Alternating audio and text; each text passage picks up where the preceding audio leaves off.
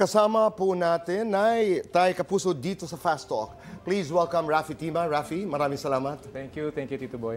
Susan, Thank you, Tito Boy. the one and the only Susan Enriquez. Thank you, Tito Boy. Joel Reyes, Zubel. Thank you, Joel. Thank you, Boy, for inviting us. Nasaan kayo kahapon? What were you doing? And your first reaction noong narinig nyo na pumanaw na ang kaibigang Mike? Actually, si Maris yung nagbalita sa akin. Siya yung unang nakaalam. Si Maris Sumali, my wife. Sabi niya, sumigaw siya. Sabi ko, bakit? Sinabi nga niya, wala na si Mike. So yun, doon ko unang narinig na wala na siya. And, wala. Umiyak kagad kami. Ninong namin si Mike sa kasal. At doon ko nalaman na although may mga ganong expectation na hindi pa rin, nakakagulat pa rin. Nakakagulat talaga na wala na siya. Susan, ikaw. Andun ako sa baba, Tito Boy, getting ready for Dapat Alam Mo. And meron ka isang group chat kami na biglang meron pinost na picture ni Sir Mike. So parang inisip ko, fake news na naman ito. Parang ganun yung tumakbo sa isip ko. Pero syempre, nung pagbalik ko, pero medyo validate na totoo nga. Naku, parang hindi ko maubos maisip kung totoo na nga ba yun. Parang walang alam mo yun, in denial ka na totoo na yung balitang yun. Joel. I got a missed call from Tita Baby, asawa ni Mike. I was doing my program in the afternoon, about 3:15. So, alam ko na may nangyari. Kasi, hindi naman tumatawag si Tita Baby sa akin eh. And I never got an update regarding Mike's condition from Tita Baby. Ang nakakausap ko si Tita Rose, yung kanyang kapatid. So, I immediately called her back. And yun nga, binanggit niya na wala na si Mike.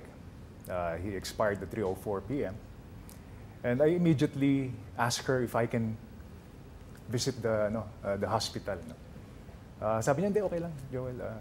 I think si Tita Baby hindi pa nagsisink in sa kanya. Kasi very immediate boy. So, I decided to go to the hospital from GMA. And I had the pleasure of, the honor of seeing Mike while he is in the ICU. Bago isara yung body bag, nakapagpaalam ako at nakapagpasalamat. Thank you to Katrina, yung kanyang pamangkin, pinayagan ako makapasok. And yun, ganun. Ngayon pa lang actually nagsisink in sa amin eh. Nawala na si Mike eh. The past years were challenging for Mike. Yeah. 2018, he was diagnosed with the heart and kidney ailment. He had a bypass, I think, in 2018. 2021, he had a kidney transplant. Sunod-sunod. But he was always pushing himself to work. Yeah. Tanong, kung merong isang legasiya, may legacy si Mike Enriquez pagdating sa trabaho, para sa inyo, ano ito? His dedication to work, grabe.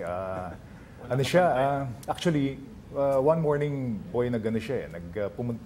Papasok siya, he will do the newscast. Kaya lang nakita namin siya na humahapo na siya. Sabi ko, ba't andito ka pa? I still have to do the newscast. Hindi, sabi ko, magpahinga ka na. So, na pala na-diagnose na may problema siya sa puso. We were able to convince him, don't do the newscast. We will do it for you.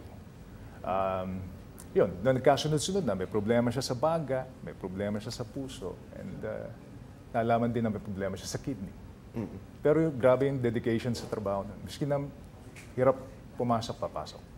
Oo. Susan, ikaw, Yes. in terms of legacy. Yes, Tito Boy. Kasi parang pag nagkakausap kami diyan, kasi nagkakasama kami sa mga remote coverages eh. Kasi si Sir Mike madalas sa remote coverages yan. Pagka may malaking mga istorya, lagi niya sinasabi na pag may ginagawa ka, always give 100%, not 99.9, but 100% of what you can give those. Bakit Buma ang tawag niyo sa kanya, Rafi? Actually, mystery din sa amin yun. Pero ang pwede ko lang ma-explain, siguro dahil yung booming voice niya. Yun po ang natural na voice ni Mike Enriquez. Talagang malaki. Malakas yung kanyang boses. Pero very sweet. Kapag nakakausap mo siya in person. Very sweet talaga siya. But in terms of legacy, what is it for you? ganun din yung work ethics niya. Kasi huli-huli ko siyang nakita, medyo ang sakit sa dibdib kasi nakita ko siya ang bagal na maglakad. Sobrang kilala ko siya ng ang bilis maglakad, lagi aligaga, parang laging may gustong gawin. Pero nung time na yun, ang bagal niya maglakad. At inaalalayan na siyang pumapasok sa sasakyan at lumalabas. Ang sakit kasi iba yung pagkakakilala ko sa kanya. And then, suddenly makikita ko na siyang ganun. Pero nagtatrabaho pa rin. Hanggang sa huli, Yeah. gusto pa rin niyang maglingkod sa bayan. He was quick to banter. He had a great sense of humor. It was almost Yes. wry, ika nga nila. He didn't want to be fuzzed over. Yeah. He was very private to in that sense to the very end.